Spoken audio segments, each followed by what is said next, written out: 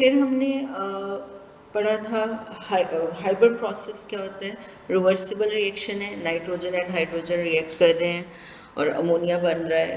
Conditions देखी थी, temperature 450 degree Celsius होना चाहिए, प्रेशर 20,000 किलो पास्कल, 200 ATM होता है। कैटलिस्ट आयरन यूज़ होता है और इन सब कंडीशन के प्रेजेंस में जो अमोनिया प्रोड्यूस हो रहा है उसकी यील्ड बहुत कम होती है, 16% अमोनिया है। और जो कि आपने आगे क्योंकि उससे फर्टिलाइजर्स बनानी है तो इतना अमोनिया इनफ नहीं है। अब मैंने कहा था कि हम नेक्स्ट डिस्कस करेंगे कुछ ऐसे प्रिंसिपल जिससे आप इसके प्रोडक्ट को इंक्रीज कर सकें। तो अमोनिया यील्ड इंक्रीज करने के लिए अमोनिया यील्ड इंक्रीज करने के लिए डिफरेंट प्रिंसिपल्स अडॉप्ट किए जाते हैं। उससे हम उनका स्पेसिफिक नाम है, उसे बोलते हैं ली शैटियर principles.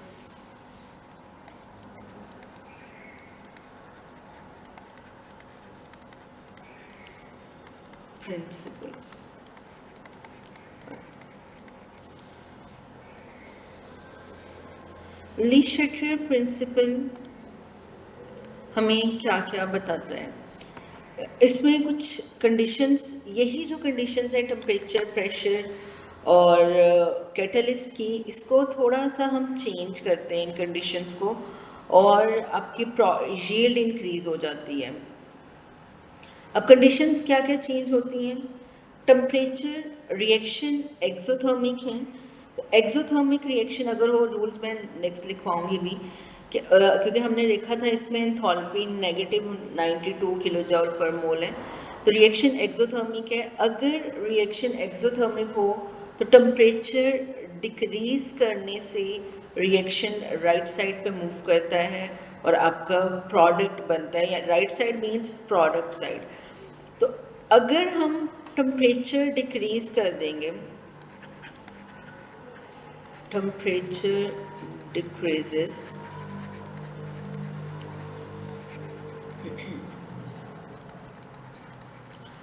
Already 450 degree Celsius temperature है। अगर आप इससे भी टेम्परेचर कम कर देते हैं तो यील्ड इंक्रीज हो जाएगी और रिएक्शन राइट साइड पे मूव करेगा। और राइट साइड मीन्स कि सिर्फ प्रोडक्ट बन रहे हैं, रिएक्टेंट नहीं बनेंगे, अमोनिया ज़्यादा प्रोड्यूस होगा।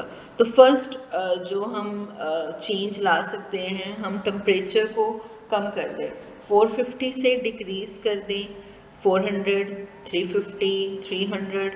तो अगर जितना आप टेम्परेचर कम करते जाएंगे रिएक्शन राइट साइड पे मूव करेगा। टेम्परेचर डिक्रीज करने से रिएक्शन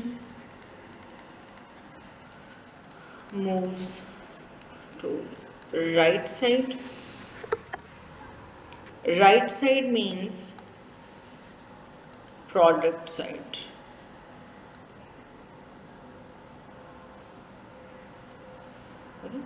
तो रिएक्शन टेम्परेचर डिक्रीज से रिएक्शन राइट साइड पे मूव करेगा।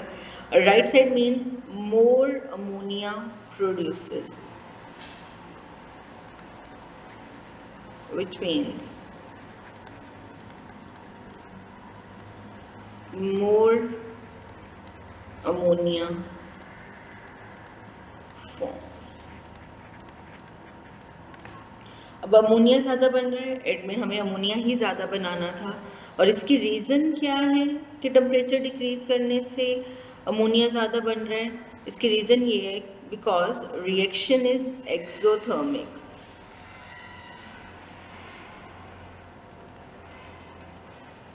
तो -92 शो कर रहा है कि रिएक्शन एक्सोथर्मिक है। और अगर रिएक्शन एक्सोथर्मिक है, टेम्परेचर आप उसका डिक्रीज करें, रिएक्शन राइट साइड पे मूव करेगा। Right side means product side move, reaction move हो रहा है और प्रोडक्ट हमारा ज़्यादा बनेगा। तो यील्ड जो वो 16% थी पहले, वो इंक्रीज हो जाएगी। तो फर्स्ट चेंज हम जो कंडीशन में कर रहे हैं, हम टेम्परेचर को डिक्रीज कर रहे हैं। तो 450 डिग्री सेल्सियस है, उससे आप अगर टेम्परेचर डिक्रीज कर देंगे यील्ड इंक्रीज हो जाएगी। फॉर एग्जाम्पल अगर मैं एक छोटा सा ग्राफ बनाती हूँ, ठीक है। तो अगर आपके पास ये यील्ड है, यील्ड ऑफ अमोनिया है, और बस एक ग्राफ ये है, एक ये है और एक ये है। तो आपके पास ये जो सेंटर में ये 450 डिग्री सेल्सियस पे ग्राफ आ रहा है कि जब आपका टेम्परेचर 450 था तो यील्ड अमोनिया की ये थी। लेकिन अगर मैं टेम्परेचर डिक्रीज कर देती हूँ 350 तो यील्ड इंक्रीज हो गई है। और अगर टेम्परेचर इंक्रीज हो जाएगा 500 अगर कर देते हैं तो यील्ड डिक्रीज हो जाएगी। तो अपने यील्ड इंक्रीज करनी है, प्रोडक्ट इंक्रीज करनी है, तो जो स्टैंडर्ड टेम्परेचर इस रिएक्शन को चाहिए उससे आपको टेम्परेचर डिक्रीज करना पड़ेगा, तभी आपकी प्रोडक्ट ज़्यादा बनेंगे। क्लियर हो गया ये पॉइंट?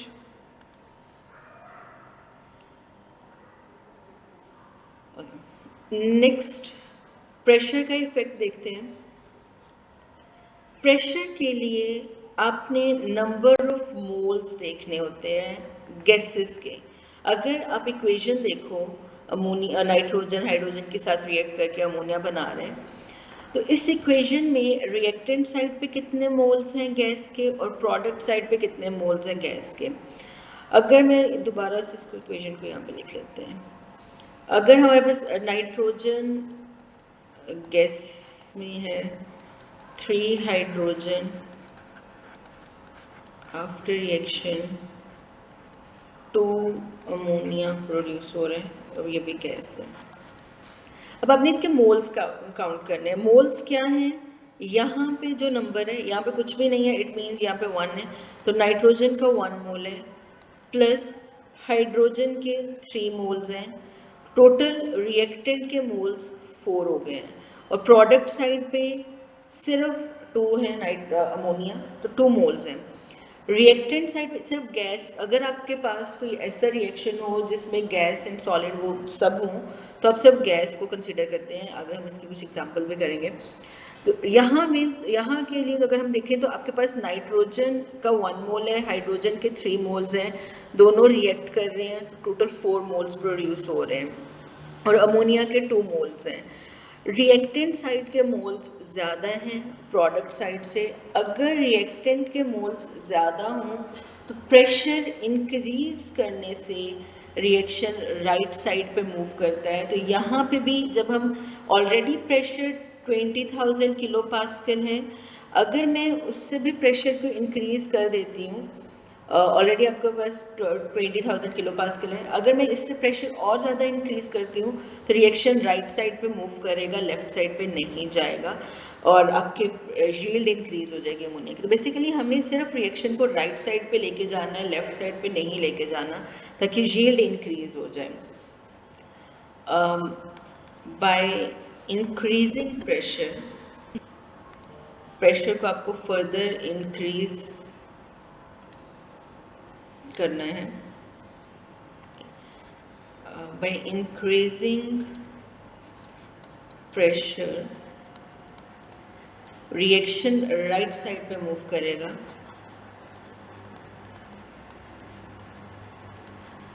तो राइट साइड, और अगर वो रिएक्शन राइट साइड पे मूव हो रहा है, it means more ammonia produce, और आपकी प्रोडक्ट ज़्यादा हो गई। अब इसकी रीज़न क्या है अभी मैंने बता दी है। मोल्स ऑफ गैसेस रिएक्टेंट वो ज़्यादा हैं एज कम्पेयर टू प्रोडक्ट, तो रिएक्टेंट साइड के मोल्स ज़्यादा थे, इसलिए हमने प्रेशर इंक्रीज किया है और रिएक्शन राइट साइड पे मूव किया है। इसकी रीज़न ये है because more moles of gas present on reactant side।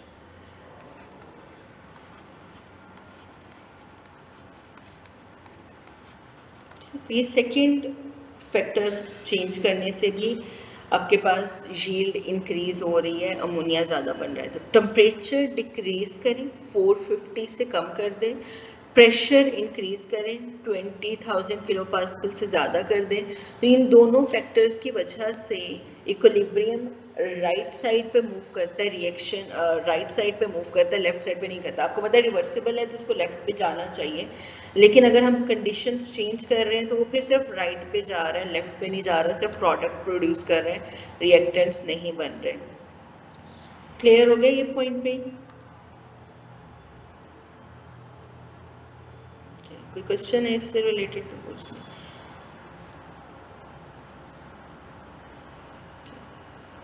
Next point बताती हूँ मैं। 2 पॉइंट्स हमने देख लिए, इन 2 पॉइंट्स की वजह से प्रोडक्ट ज़्यादा बन रही है, temperature decrease and pressure increase. Third हमारा जो कंडीशन में चीज़ आ रही थी वो है कैटलिस्ट। आयरन डाल रहे हैं हम यहाँ पे। कैटलिस्ट कभी भी इक्विलिब्रियम को शिफ्ट नहीं कर सकता, वो रिएक्शन को राइट या लेफ्ट पे नहीं लेके जा सकता। अगर वो आपसे कहें कि हम कैटलिस्ट चेंज कर रहे हैं या कैटलिस्ट की अमाउंट ज़्यादा कर रहे हैं तो उससे कोई फ़र्क नहीं पड़ता। अगर आप कैटलिस्ट ज़्यादा कर रहे हो या कैटलिस्ट चेंज कर रहे हो तो उससे कोई फ़र्क नहीं पड़ेगा, क्योंकि कैटलिस्ट का काम सिर्फ होता है रेट ऑफ रिएक्शन को इंक्रीज़ करना। ये आपने पीछे पढ़ा हुआ है कि कैटलिस्ट रेट ऑफ रिएक्शन को इंक्रीज़ करता है एक्टिवेशन एनर्जी को डिक्रीज़ करके। तो वो रिएक्शन को राइट या लेफ्ट पे मूव नहीं करवा सकता, वो सिर्फ रेट को इंक्रीज करता है। तो यहाँ पे कैटलिस्ट का कोई इफेक्ट नहीं आना। तो अगर आप कैटलिस्ट की कंसंट्रेशन बढ़ा भी रहे हो तो उससे आपके रेट इक्विलिब्रियम राइट या लेफ्ट पे नहीं जाएगा, तो कैटलिस्ट का कोई इफेक्ट नहीं आता। फिर थर्ड फैक्टर क्या है जिससे यील्ड इंक्रीज होगी? अगर आप कंटिन्यूसली अमोनिया जो प्रोड्यूस हो रहा है उसको रिमूव कर रहे हो, यहाँ पे जो अमोनिया बन रहा है इसको मैं कंटिन्यूसली रिमूव अगर कर रही हूँ, बना उसको निकाल लिया, बना फिर निकाल लिया, तो इससे क्या होगा, अमोनिया पड़ा ही नहीं होगा कि वो बैकवर्ड में रिएक्शन लेके जाए। तो कंटिन्यूस रिमूवल से भी रिएक्शन सिर्फ राइट साइड पे मूव करता है, लेफ्ट साइड पे नहीं जाता।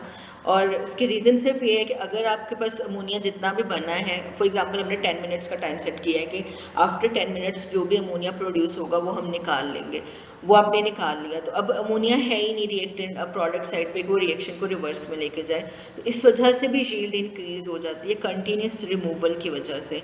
तो अगर आप प्रोडक्ट को कंटिन्यूसली रिमूव कर रहे हैं तो भी यील्ड इंक्रीज होती है। Yield increases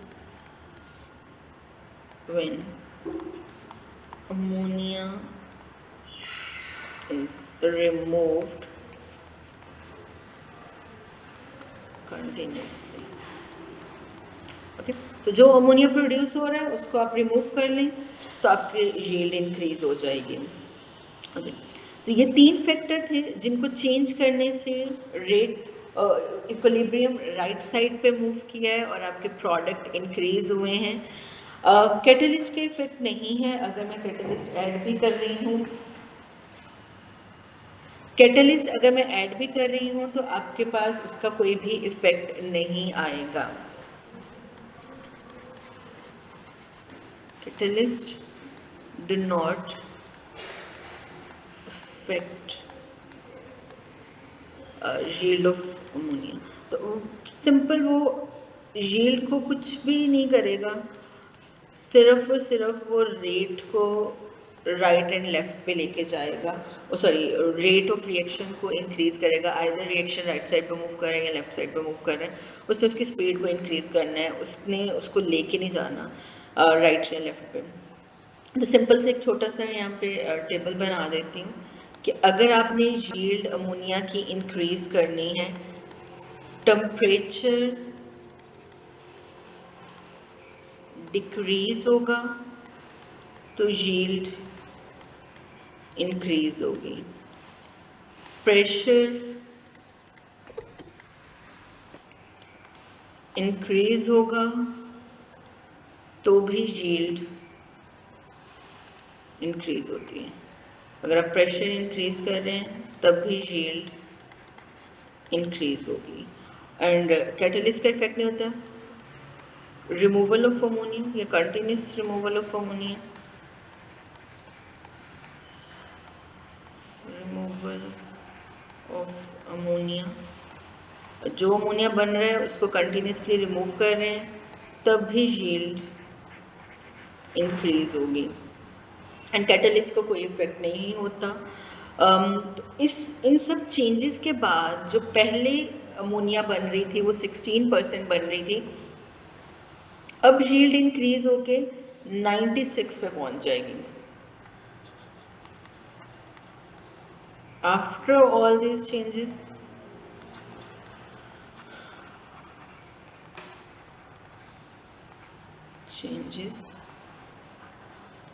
yield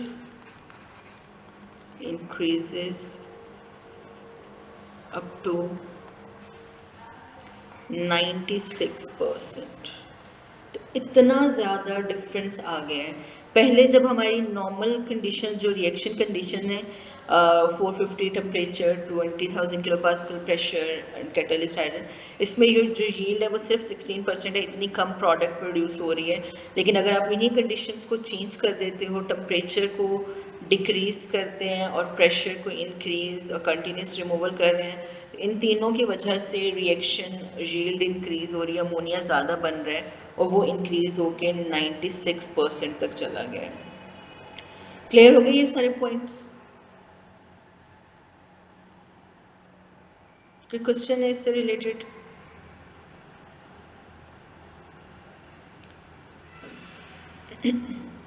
अब छोटा सा क्वेश्चन करते हैं, पास पेपर क्वेश्चन।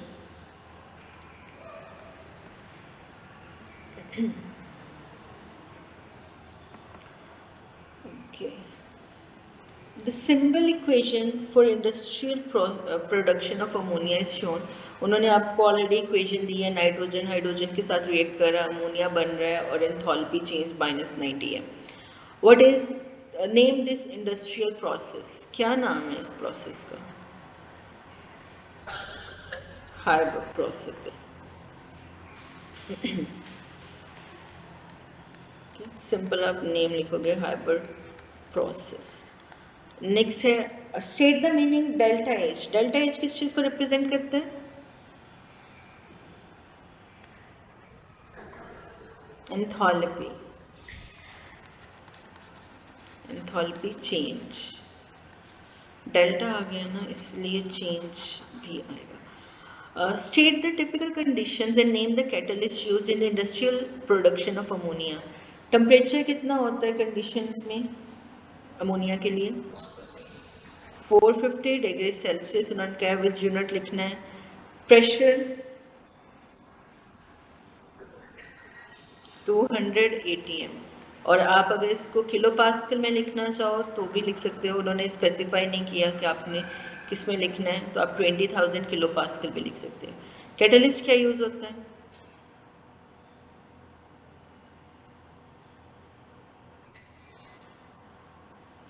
क्या, कौन सा कैटलिस्ट यूज होता है?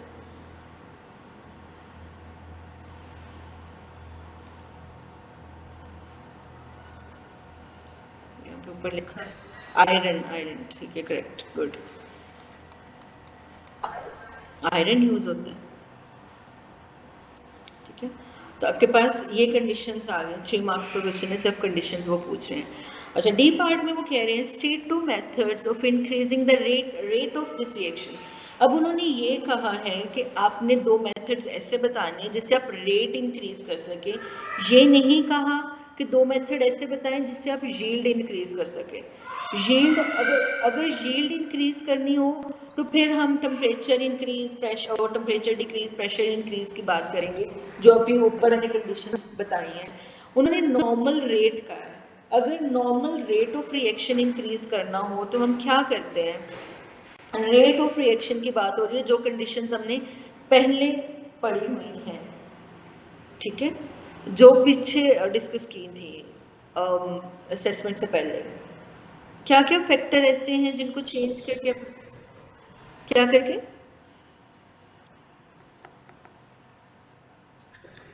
सरफेस एरिया, क्योंकि ये अच्छा यहाँ पे सरफेस एरिया एप्लीकेबल नहीं होगा, रीजन मैं अभी बताती हूँ। अगर आप देखो रिएक्टेंट भी गैसेस हैं, प्रोडक्ट्स भी गैसेस हैं, तो गैसेस का सरफेस एरिया हम कैसे बढ़ा सकते हैं? अगर हाँ रिएक्टेंट साइड पे कोई सॉलिड होता तो हम कह सकते थे कि उसका सरफेस एरिया इंक्रीज हो सकता है। उसके अलावा और कोई फैक्टर बताएं? टेम्परेचर इंक्रीज कर, हाँ टेम्परेचर अगर इंक्रीज करें और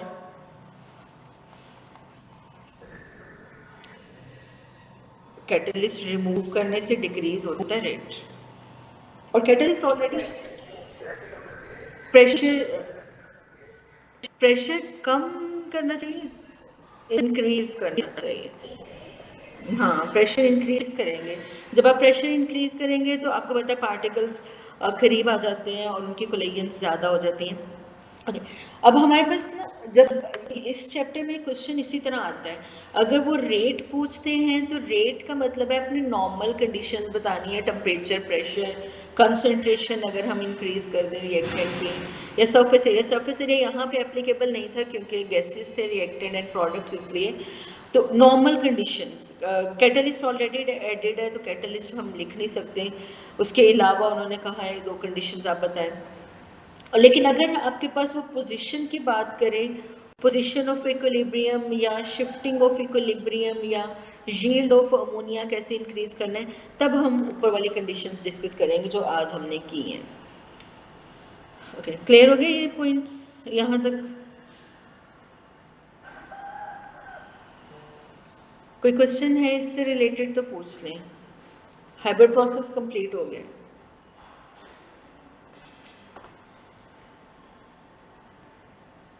नेक्स्ट स्टार्ट करते हैं। नेक्स्ट प्रोसेस है कांटेक्ट प्रोसेस। हाइब्रिड प्रोसेस में हम अमोनिया प्रोड्यूस कर रहे होते हैं, कांटेक्ट प्रोसेस में हम सल्फ्यूरिक एसिड बना रहे होते हैं। तो बेसिकली ये अब मैन्युफैक्चरिंग ऑफ सल्फ्यूरिक एसिड है।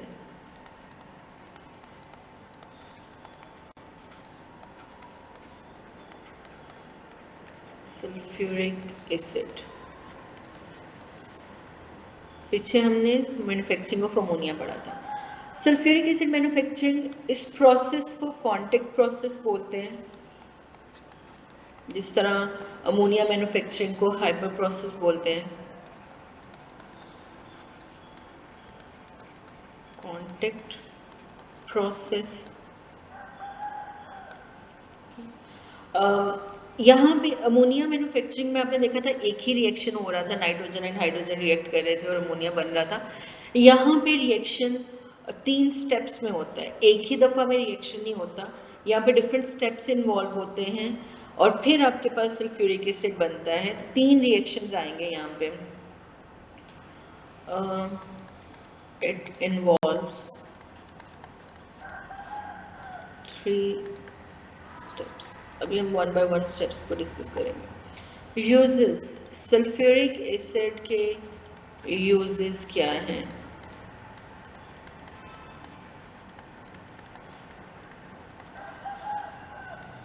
सल्फ्यूरिक एसिड को यूज किया जाता है डिटर्जेंट्स बनाने के लिए, इसके अलावा पेंट्स बनाने के लिए, फर्टिलाइजर्स बनाने के लिए, प्लास्टिक्स बनाने के लिए।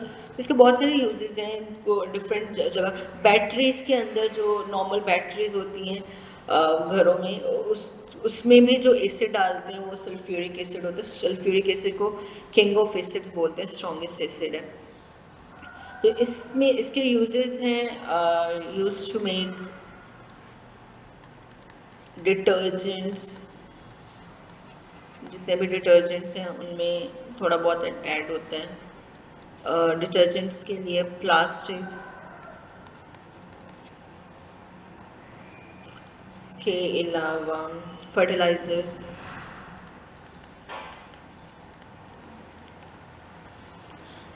पेंट्स में भी यूज होते हैं।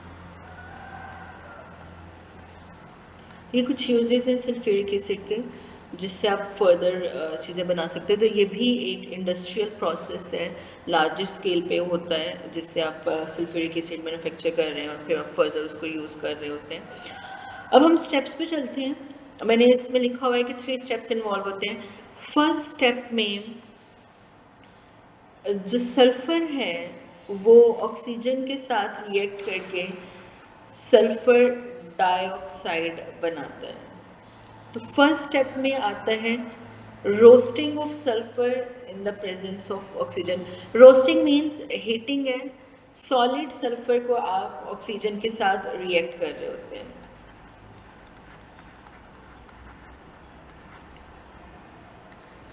reacts with ऑक्सीजन, एयर वाली ऑक्सीजन की बात हो रही है,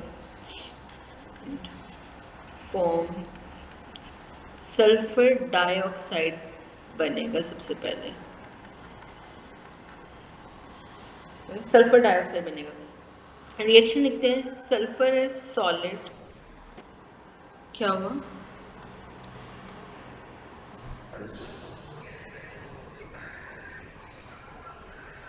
नहीं वो इनफ है, वो ऑक्सीजन इनफ है।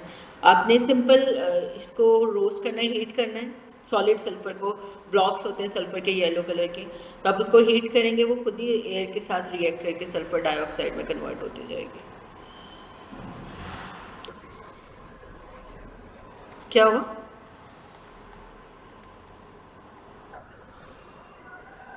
नहीं ऐसा नहीं है, हमने ऑक्साइड बनाना है, ऑक्साइड्स के लिए ऑक्सीजन के साथ ही रिएक्ट होगा ना, और तो कोई नाइट्रोजन तो वैसे ही इनर्ट होती है, और वैसे भी हमारा हमारा जो कंसर्न होता है, हम उनको कौन सा खुले कंटेनर्स में बना रहे होते हैं, कंटेनर्स होते हैं उनमें एयर फिल होती है, अगर मैं एक बड़ा सा कंटेनर लूँगी, क्लोज्ड कंटेनर लूँगी तो उसमें एयर तो होगी ना, अगर मैं उसको हीट करवाऊंगी तो वो ऑक्सीजन के साथ रिएक्ट करके जो सल्फर डाइऑक्साइड है वो भी गैस के फॉर्म में प्रोड्यूस हो रही है, हम गैसेस सल्फर डाइऑक्साइड को कर रहे हैं, एक्सट्रैक्ट कर रहे हैं, तो किसी और के साथ नहीं रिएक्ट करेगी। आपने कंडीशन सेट की होती हैं तो आपके सिर्फ वही जो मेन आपका रिएक्टेंट है उसी के साथ वो रिएक्ट करेगी। सल्फर सॉलिड सल्फर को आप ऑक्सीजन के साथ रिएक्ट करवा रहे होते हैं, सल्फर डाइऑक्साइड प्रोड्यूस होते हैं। इसमें जो ये सल्फर सॉलिड है ये बेसिकली सल्फर का और यूज़ करते हैं, जिंक सल्फाइड यूज़ होता है, तो जिंक सल्फाइड, अब देखो ना कि जिंक सल्फाइड में ऑलरेडी जिंक भी है, तो हमारा जो कंसर्न है, हमारा सिर्फ सल्फर का कंसर्न है कि सल्फर ऑक्सीजन के साथ रिएक्ट करे, तो वो जिंक जो है वो बाकी के एलिमेंट्स के साथ रिएक्ट कर सकता है, एज एन इम्प्योरिटी निकल जाएगा। तो ज़रूरी नहीं, जब भी आप किसी और की सेपरेशन कर रहे होते हैं या और से कोई चीज़ बना रहे होते हैं तो और में बहुत सारे और एलिमेंट्स भी प्रेजेंट होते हैं, तो वो एज एन इम्प्योरिटी निकलेंगे, हमारा वो कंसर्न नहीं है, हमारे पास जितना सल्फर डाइऑक्साइड प्रोड्यूस होगा हम उसको सेपरेट कर लेंगे और फर्दर यूज़ करेंगे। तो यहाँ पे ये जो सल्फर आया है ये जिंक की ओर से आपने निकाला है, जिंक सल्फाइड की ओर से ये सल्फर लिया है और वो ऑक्सीजन के साथ रिएक्ट किया है, सल्फर डाइऑक्साइड में कन्वर्ट हुआ है। और ये आपको नज़र आ रहा है कि मैंने इरिवर्सिबल रिएक्शन बनाया है, रिवर्सिबल नहीं बनाया, सिंगल हेडेड एरो है कि आपके पास सिर्फ रिएक्शन राइट साइड पे ही मूव करेगा, सल्फर डाइऑक्साइड ही प्रोड्यूस होगी, रिएक्शन बैकवर्ड मूव नहीं करेगा। और सल्फर, वो और कौन सी है, जिंक सल्फाइड।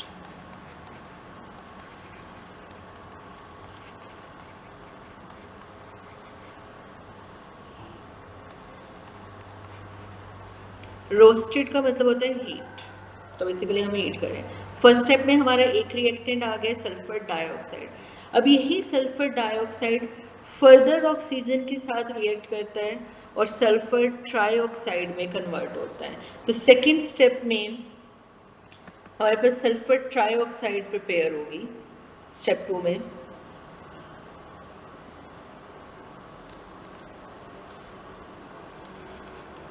स्टेप 2 जो सल्फर डाइऑक्साइड स्टेप 1 में बनी है वो रिएक्ट करेगी ऑक्सीजन के साथ और सल्फर ट्राइऑक्साइड बनाएगी।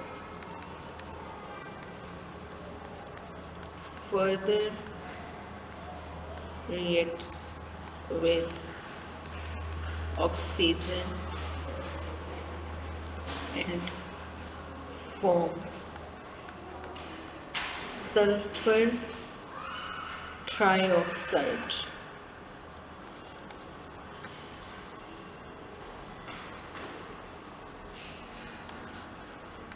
ओके, सल्फर ऑक्सीजन के साथ रिएक्ट कर रहा है, सल्फर ट्राइऑक्साइड बन रहा है। हाँ जी, क्या कह रहे थे आप ज़ुहैरा?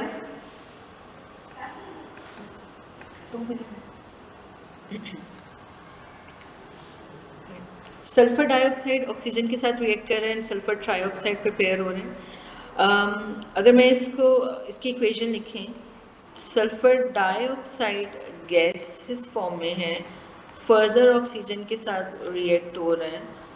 अब ये रिएक्शन रिवर्सिबल रिएक्शन है और प्रोडक्ट में सल्फर ट्राइऑक्साइड बनेगा, ठीक है। अब यहाँ पे एंथैल्पी चेंज भी आएगा क्योंकि ये रिवर्सिबल रिएक्शन है। -197 किलो जूल पर मोल होता है एंथैल्पी चेंज, एक्सोथर्मिक रिएक्शन है। बैलेंस कर लेते हैं इस इक्वेशन को, 2 2 4 5 6 2 6, ठीक है, बैलेंस हो गई है। 2 सल्फर डाइऑक्साइड है, 1 oxygen and 2 sulphur trioxide prepare हो रहे हैं। अब यहाँ पे भी वही सिचुएशन आ गई है जो पीछे थी कि ये रिवर्सिबल रिएक्शन है, तो इसमें आपकी जो प्रोडक्ट है वो दोबारा से ब्रेक डाउन होकर रिएक्टेंट में कन्वर्ट हो सकती है। पहले तो हम इसकी कंडीशंस लिखते हैं, इस रिएक्शन की कुछ कंडीशंस भी हैं जिसमें ये प्रोसीड कर रहा होता है। जैसे आपने अमोनिया में पढ़ा था कि उसमें कंडीशंस हैं टेम्परेचर, प्रेशर वगैरह की, तो यहाँ पे भी कुछ कंडीशंस आती हैं। टेम्परेचर इस रिएक्शन के लिए भी 450 डिग्री सेल्सियस ही होता है।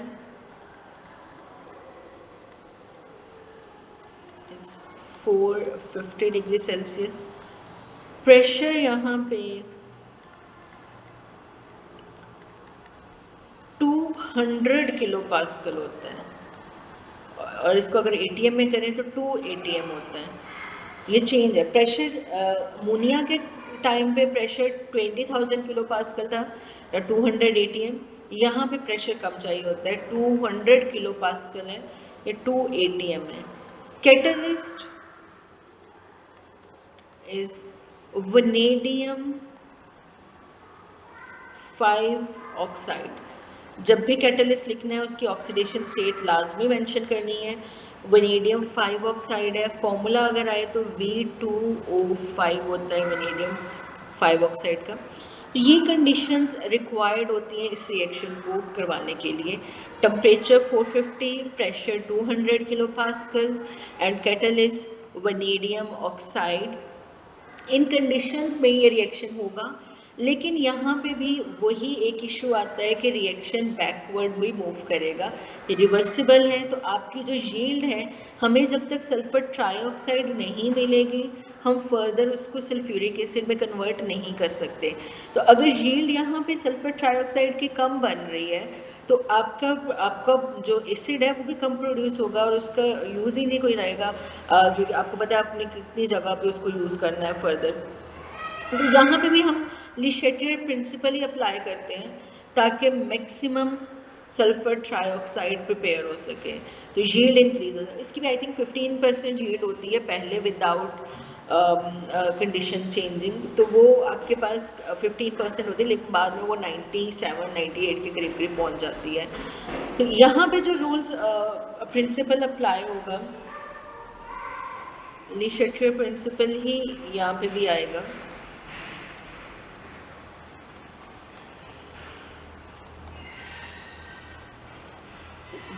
ये भी रिएक्शन एक्सोथर्मिक है, लास्ट रिएक्शन भी एक्सोथर्मिक था। अगर मैं पीछे दिखाऊं आपको तो ये -92 ये एक्सोथर्मिक था, और मैंने ली शेटियर प्रिंसिपल में ये कहा था कि अगर रिएक्शन एक्सो हो तो टेम्परेचर डिक्रीज करने से यील्ड इंक्रीज होती है। तो सेम रूल यहाँ पे भी अप्लाई होगा, क्योंकि यहाँ पे जो यील्ड आ रही थी, एंथैल्पी जो आ रही थी वो -197 किलो जूल पर मोल है। तो according to Le Chatelier principle reaction exothermic है। अगर ये रिएक्शन एक्सोथर्मिक है तो टेम्परेचर मैं इसका अगर डिक्रीज कर दूंगी तो रिएक्शन राइट साइड पे मूव करेगा, मींस सल्फर ट्राइऑक्साइड ही बनेगी, वो दोबारा से रिएक्टेंट में कन्वर्ट नहीं होगी। तो हमने बेसिकली सल्फर ट्राइऑक्साइड की यील्ड इंक्रीज करनी है, तो इसके लिए हम टेम्परेचर डिक्रीज करेंगे। Reaction is exothermic So by decreasing temperature,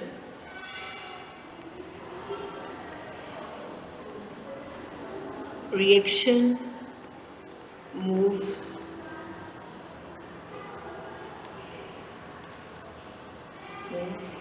to right side. Right side means more sulphur trioxide. ठीक है, तो अगर जो रिएक्शन 450 पे हो रहा है उसको आप फर्दर उसका टेम्परेचर डिक्रीज कर दो तो वो राइट साइड पे मूव करेगा। इसी तरह प्रेशर, अगर मैं यहाँ पे भी sulphur dioxide oxygen after reaction sulphur trioxide बन रहा है, इनके मोल्स देखूं तो हमारे पास रूल यही है कि अगर रिएक्टेंट के गैसेस मोल्स ज़्यादा होंगे तो प्रेशर इंक्रीज से रिएक्शन राइट साइड पे जाएगा। अगर मैं इसके मोल्स काउंट करूं, यहाँ पे 2 है और यहाँ पे 2 है, ठीक है। अगर मोल्स देखें तो ये 2 है प्लस यहाँ पे 1 मोल है ऑक्सीजन का, टोटल 3 मोल्स हैं और प्रोडक्ट के 2 मोल्स हैं। अब रिएक्टेंट के 3 मोल्स हैं, प्रोडक्ट के 2 मोल्स हैं, रिएक्टेंट के मोल्स ज़्यादा हैं तो मोर moles gaseous moles of reactant, moles of reactant। अब reactant के gaseous moles ज़्यादा हैं तो प्रेशर इंक्रीज से राइट साइड पे मूव करेगा। By increasing pressure,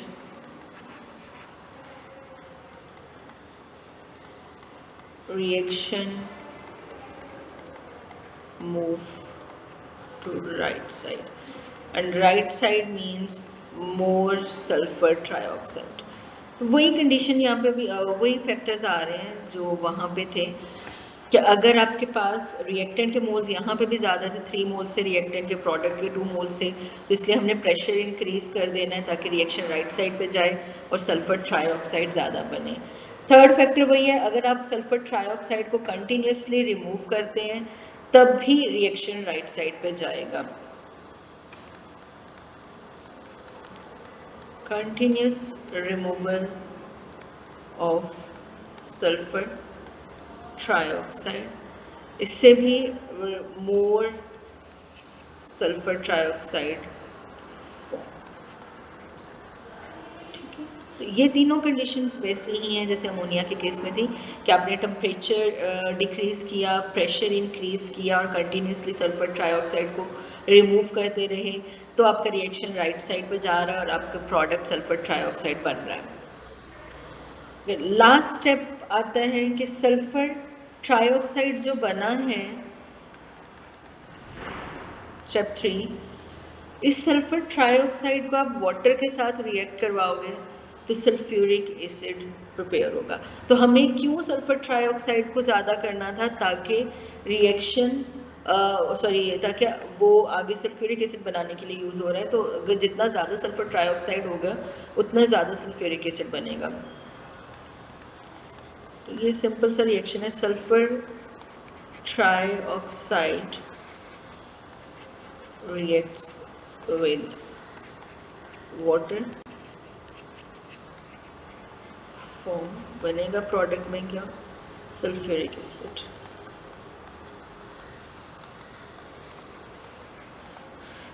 रिएक्शन लिखती हूँ मैं।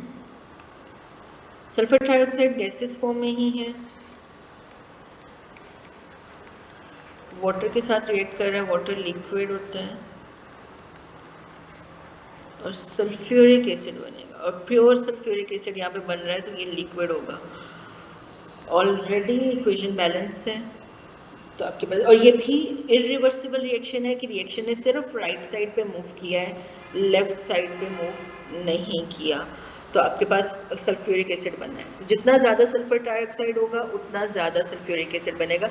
तो first step and third step में कंडीशंस कोई भी अप्लाई नहीं होती क्योंकि रिएक्शन सिर्फ एक ही डायरेक्शन में मूव कर रहा है, लेकिन सेकेंड स्टेप में कंडीशंस अप्लाई होती हैं क्योंकि रिएक्शन दोनों तरफ मूव कर सकता है, राइट पे भी जा सकता है, लेफ्ट पे भी जा सकता है, तो इसलिए हमें दोनों तरफ कंडीशंस को चेंज करना पड़ता है ताकि आपका रिएक्शन सिर्फ और सिर्फ राइट साइड पे मूव करे, लेफ्ट साइड पे मूव ना करे। क्लियर हो गया?